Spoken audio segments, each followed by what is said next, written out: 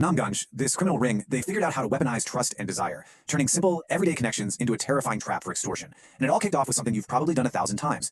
Yeah, that's literally all it took. Just a simple phone call. I mean, think about it for a second. A friendly voice on the other end of the line, building a connection, a little bit of a friendship, maybe even hinting at something more. It seems completely harmless, right? But what happens when that friendly chat isn't so innocent? What if it's actually the very first move in a really nasty, carefully planned scheme?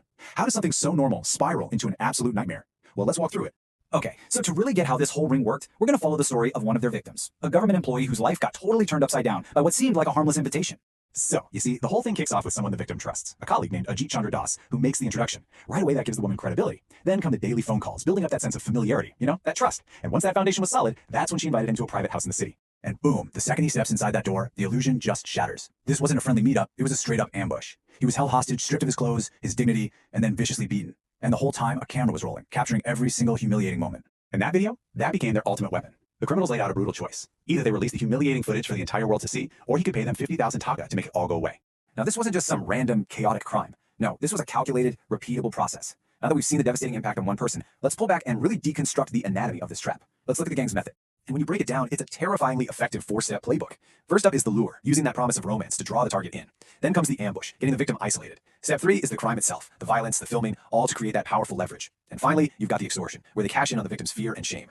But here's where the story takes a turn. This victim fought back. Yeah, he paid some money just to get out of there, but instead of staying silent, he went straight to the police. And that act of courage, it was the key to taking down the entire ring.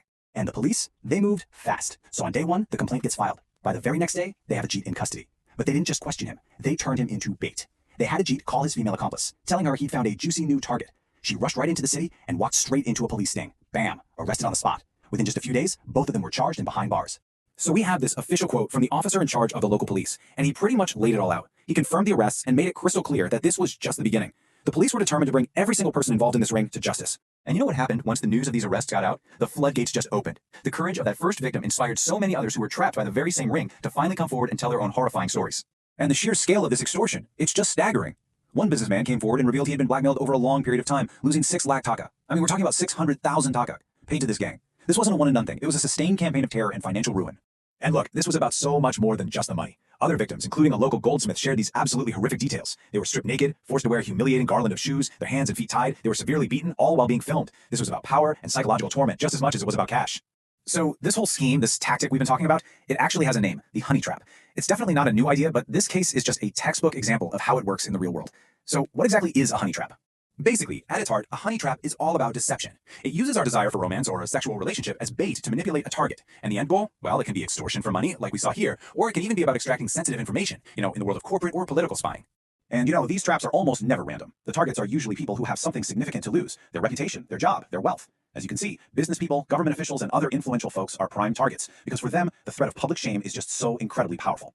So this whole ring came crashing down all because one person was brave enough to speak up. But it really makes you think, doesn't it? It leaves you with this really haunting question. For every victim who comes forward, how many others are out there suffering in silence, completely trapped by fear and shame?